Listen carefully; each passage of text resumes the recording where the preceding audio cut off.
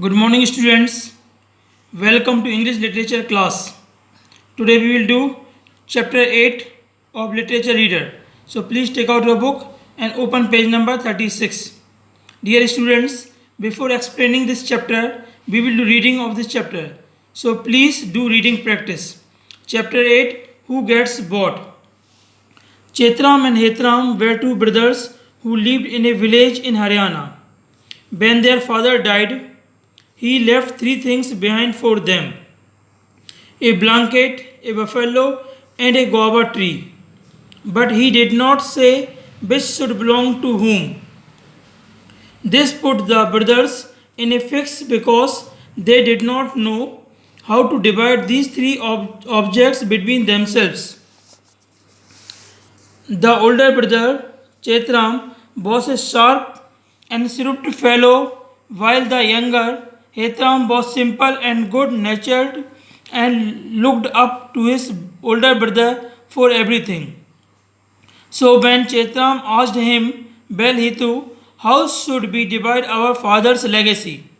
Hetu said, Bhaiya, what can I say? You are older and wiser.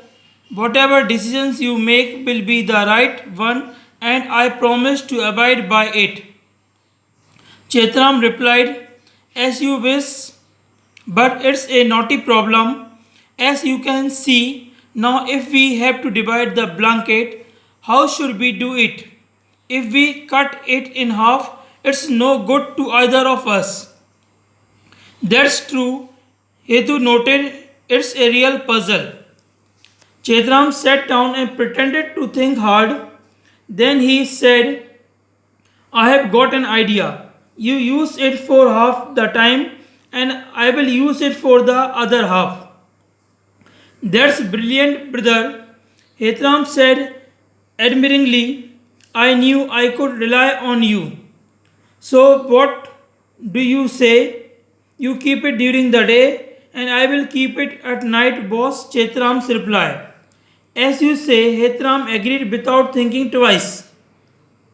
Now for the buffalo, Chetram was lost in thought again. It was a tricky matter dividing a buffalo. But again Chetram found a solution. Tell you what, he said. The front portion of the buffalo belongs to you and the rear belongs to me. That's perfectly all right by me, Hetram replied. Now it was the turn of the guava tree to be divided. And again Chetram sat down and scratched his head for a while. Then he said, Why don't we divide it like this? The lower portion of the tree will be yours and the upper portion will be mine. Wonderful, Hetram exclaimed. You really are clever. Such a difficult problem, and you solved it in no time at all. Are you sure you agree to what I suggested? Chetram asked, I don't want you to grumble later and go around saying that it was not a fair division. Never, Bhaiya. Why would I do that?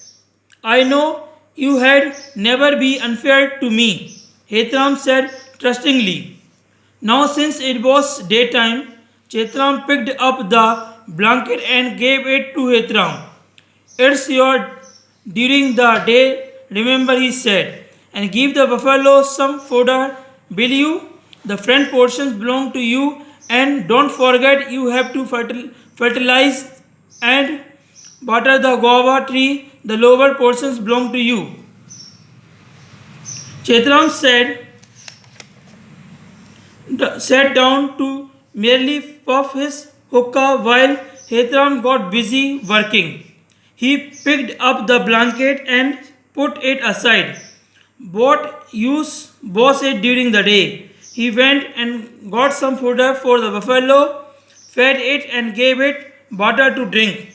Then he fertilized and watered the guava tree. When it was evening, Chetram came and began to milk the buffalo. After all, the rear portion belonged to him. Hetram stood and stared. It hadn't occurred to him that he had got the wrong portion. Night came and Chetram claimed his share of the blanket. He covered up and went off to sleep and snored away the whole night. But Hetram shivered in the cold and barely got a wink of sleep. Now he began to realize what a bad deal he had got and what a fool he had been to agree to whatever his brother had said without thinking deeply about it. But he had trusted his elder brother so wholeheartedly that he could never have dreamt he would cheat him like this. When the guava tree bore fruit, again Chetram claimed it as his share, and Hetram could say nothing because, after all, he had accepted the division. All the same, the unfairness ranked. He had to do all the work, and Chetram got all the benefits. One day he could not keep it to himself any longer, so he confided in his neighbor, a wise old woman who treated him like a son. She whispered something in his ear, and when he heard it, Hedram smiled for a long time. That evening, just as the sun was about to set, Hedram took the blanket, dipped it in butter, and spread it out without wringing it. Chetram came to take it at night. When he saw that it was all wet and dripping, he yelled angrily, "Are you out of your mind? Why did you soak the blanket?" Hedram put on his most innocent look and said, "It was filthy, bhaiya. I didn't want you to use a dirty blanket, so I washed it." There was nothing Chetram could say to that. That night he too had to shiver in the cold. The day broke. Chetram got up and fed the buffalo. Soon after, Chetram came with a pail and began to milk it. As soon as he extracted half a bucket of milk, Chetram came along with a stick. He gave the buffalo a hard whack on his shoulders. The buffalo panicked and kicked the milk over and ran off. Chetram was naturally furious. "You fool," he cried. "Didn't you see that I was milking the buffalo? Why did you hit it?" Hetram replied, "Brother, the front portions belongs to me. I can feed it or hit it, just as I wish." Chetram could say nothing to that.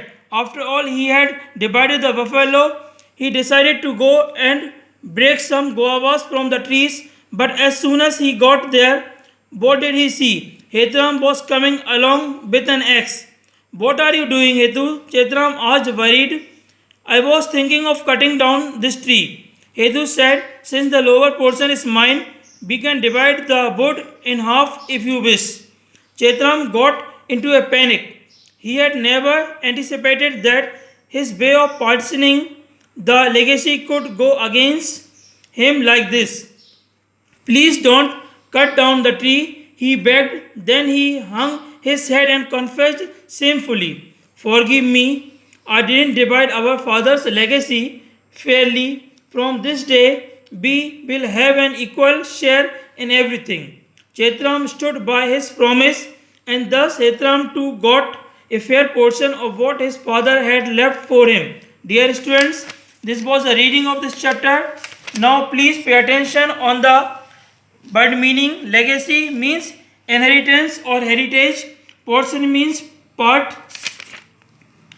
Grumble means complain. Fertilize means adding manure or feeding. Merrily means happily. Fodder means food, especially dried hay or feed. Wholeheartedly means dedicatedly. Unfairness, unequitable. Confided means declared. Extracted means taken out. Furious means very angry. Anticipated means look forward to. Partitioning means dividing. Confessed means admitted. Dear students, these were the important words. Please learn this word meaning. Please read this chapter. Thank you.